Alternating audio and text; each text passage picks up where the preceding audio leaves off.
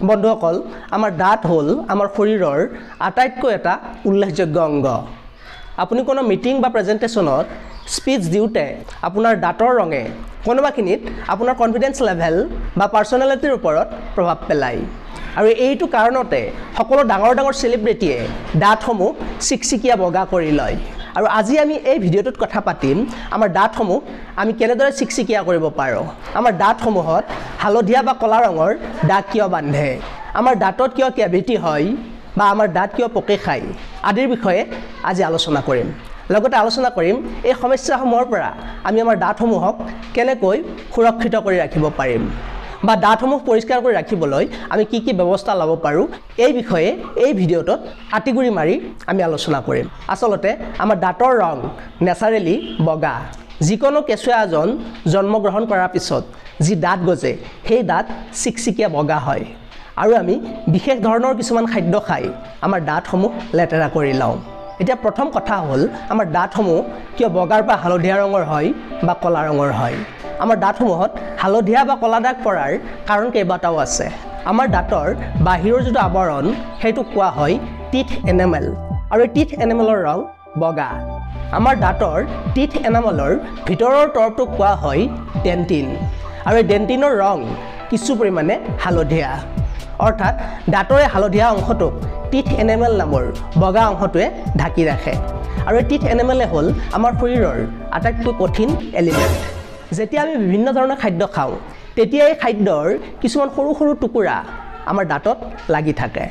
আৰু এই খাদ্যৰ সৰু টুকুৰাসমূহে আমাৰ মুখৰ লালতিৰ লগত লগ লাগি আমাৰ দাঁতৰ ওপৰত এটা আঠাযুক্ত লেয়াৰৰ সৃষ্টি কৰে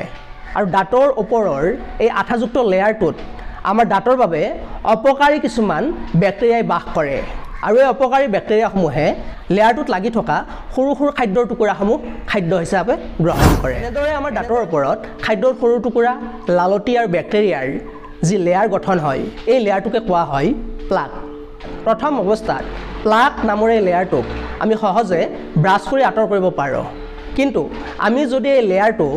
ভালকৈ ব্ৰাছ কৰি আঁতৰ নকৰোঁ তেনেহ'লে আমি যিমানবোৰ খাদ্য খাওঁ বা আমাৰ যিমানবোৰ খাদ্যয়ে কাপোৰত ৰং লগাব পাৰে সেই ৰংসমূহ এই প্লাক নামৰ দাঁতৰ ওপৰৰ লেয়াৰটোত পেলাব যাৰ ফলত দাঁতসমূহ হালধীয়া বা কলা হ'বলৈ আৰম্ভ কৰিব আৰু লাহে লাহে দিন যোৱাৰ পিছত এই প্লাক নামৰ আৱৰণটো কঠিন হৈ পৰিব যিটো টাৰ্টাৰ বুলি কোৱা হয় আৰু এবাৰ এই লেয়াৰটো হাৰ্ড বা কঠিন হোৱাৰ পিছত ইয়াক আপুনি ব্ৰাছ কৰি কেতিয়াও আঁতৰ কৰিব নোৱাৰিব ইয়াৰ উপৰিও আমাৰ দাঁতত ৰং লগোৱা আন এটা উপাদান হ'ল এই প্লাক নামৰ লেয়াৰটোত বাস কৰা বেক্টেৰিয়া যেতিয়া বেক্টেৰিয়াসমূহে আমাৰ দাঁতত লাগি থকা সৰু সৰু খাদ্যৰ টুকুৰাসমূহ খাদ্য হিচাপে গ্ৰহণ কৰে তেতিয়া সমান্তৰালভাৱে আমাৰ দাঁতত লেক্টিক এচিড নামৰ এবিধ এচিড ৰিলিজ কৰে আৰু এই লেক্টিক এচিডে আমাৰ টিথ এনামেল নামৰ দাঁতৰ আৱৰণটোক লাহে লাহে ক্ষয় নিয়াবলৈ আৰম্ভ কৰে যাৰ ফলত দাঁতৰ বাহিৰৰ আৱৰণত সৰু সৰু কিছুমান ৰন্ধ্ৰৰ সৃষ্টি হয় আৰু এই সৰু সৰু ৰন্ধ্ৰ বা বিন্ধাসমূহত আমি যেতিয়া ৰঙীন খাদ্য খাওঁ তেতিয়া ৰঙীন খাদ্যসমূহৰ ৰংসমূহ সোমাই যায় যাৰ ফলত এই ৰং আমি ব্ৰাছ আৰু টুথপেষ্টৰ সহায়ত উঠাব নোৱাৰোঁ কাৰণ এই দাগসমূহ দাঁতৰ সৰু সৰু বিন্ধাৰ ভিতৰত থাকে ইয়াৰ উপৰিও এই বেক্টেৰিয়াসমূহে ৰিলিজ কৰা লেক্টিক এচিডৰ প্ৰভাৱত টিথ এনামেল নামৰ দাঁতৰ আৱৰণটো ক্ষয় গৈ ক্ৰমে পাতল হৈ যায় আৰু টিথ এনামেল নামৰ আৱৰণটো পাতল হোৱাৰ ফলত দাঁতৰ ভিতৰৰ অংশটো দেখা পোৱা যায় যিহেতু দাঁতৰ ভিতৰৰ ডেন্টিন নামৰ আৱৰণটো হালধীয়া ৰঙৰ গতিকে টিথ এনামেল নামৰ আৱৰণটো পাতল হোৱাৰ ফলত দাঁতসমূহৰ ভিতৰৰ অংশ হালধীয়া দেখা যায় ইয়াৰ উপৰিও এই বেক্টেৰিয়াই ৰিলিজ কৰা লেক্টিক এচিডৰ প্ৰভাৱতে কেতিয়াবা কেতিয়াবা টিথ এনামেল সম্পূৰ্ণৰূপে ক্ষয় গৈ কেভিটিৰ সৃষ্টি হয় যাক আমি দাঁত পকে খোৱা বুলি কওঁ ইমানলৈ আমাৰ দাঁতসমূহ কেনেকৈ নষ্ট হয় বা দাগ লাগে এই বিষয়ে জানিলোঁ এতিয়া আমি আহোঁ যে এই সমস্যাসমূহৰ পৰা আমি কেনেকৈ সমাধান পাব পাৰোঁ অৰ্থাৎ এই সমস্যাসমূহৰ পৰা আমি আমাৰ দাঁতসমূহ কেনেকৈ ৰক্ষা কৰিব পাৰোঁ প্ৰথম কথা দাঁতত ৰং লগাব পৰা খাদ্যসমূহ আপুনি কমকৈ খাব লাগিব যেনে চাহ কফি ৰেড ৱাইন বিভিন্ন ধৰণৰ ৰঙীন শীতল পনীয়া বা আমাৰ কাপোৰত সহজতে দাগ লগাব পৰা যিকোনো ধৰণৰ খাদ্য আপুনি কমকৈ খাব লাগিব ইয়াৰ উপৰিও আপুনি কোমল ষ্টাৰ্চ বা চুগাৰী জাতীয় খাদ্য কমকৈ খাব লাগিব যেনে ব্ৰেড কেক পাস্তা আদি বা এই খাদ্যসমূহ খোৱাৰ পিছত আপুনি আপোনাৰ দাঁত পৰিষ্কাৰ কৰিব লাগিব গতিকে এই খাদ্যসমূহ খাই আপুনি ভালকৈ পানীৰে দাঁত কুলি কৰিব পাৰে। ইয়াৰ উপৰিও আঙুলিৰে ঘঁহি আপুনি দাঁতসমূহ পৰিষ্কাৰ কৰিব পাৰে। দৈনিক আপুনি কমেও 2 বাৰ ব্ৰাছ কৰা উচিত, এবাৰ ৰাতিপুৱা আৰু এবাৰ ৰাতি শোৱাৰ আগত। দাঁতসমূহৰ মাজত লাগি থকা খাদ্যৰ সৰু সৰু টুকুৰাসমূহ আঁতৰ কৰিবলৈ আপুনি ঠিক এনেধৰণৰ এবিধ সঁজুলি ব্যৱহাৰ কৰিব পাৰে, যাক ফ্লছ বুলি কোৱা হয়। এতিয়া আমি বুজি পালোঁ যে দাঁতসমূহ আমি কেনেকৈ দাগ নলগাকৈ ৰাখিব পাৰোঁ। কিন্তু ইতিমধ্যে যাৰ দাঁত কলা বা হালধীয়া হৈ গৈছে তেওঁলোকৰ বাবে বাৰু কি ব্যৱস্থা আছে? তেওঁলোকৰ বাবে প্ৰথম আৰু আটাইতকৈ সহজ উপায় হ'ল ডেণ্টিষ্টৰ ওচৰলৈ গৈ দাঁত পৰিষ্কাৰ কৰি লোৱা আৰু পিছলৈ সজাগ হৈ থকা। এতিয়া আমাৰ কথা হ'ল, আপুনি যদি ডেণ্টিষ্টৰ ওচৰলৈ যাব বিচৰা নাই তেনেহ'লে আপোনাৰ দাগ লগা দাঁতসমূহ ঘৰতে আপুনি পৰিষ্কাৰ কৰিব পাৰে নেকি? ইয়াৰ উত্তৰ হ'ল নিশ্চয় পাৰিব, কিন্তু আপুনি পৰিশ্ৰম কৰিব লাগিব। আপুনি যেতিয়া ডেণ্টিষ্টৰ ওচৰলৈ যায় তেতিয়া ডেণ্টিষ্টে আপোনাৰ দাঁতত হাইড্ৰজেন পেৰক্সাইডৰ সহায়ত দাগসমূহ উঠাই দিয়ে, কাৰণ হাইড্ৰজেন পেৰক্সাইড হ'ল এটা অক্সিডাইজিং এজেণ্ট আৰু হাইড্ৰজেন পেৰক্সাইডে দাঁতত অক্সিজেন ৰিলিজ কৰে আৰু এই ৰিলিজ কৰা অক্সিজেনে দাঁতৰ দাগত থকা কেমিকেলসমূহক সৰু সৰু টুকুৰালৈ ভাঙি দিয়ে,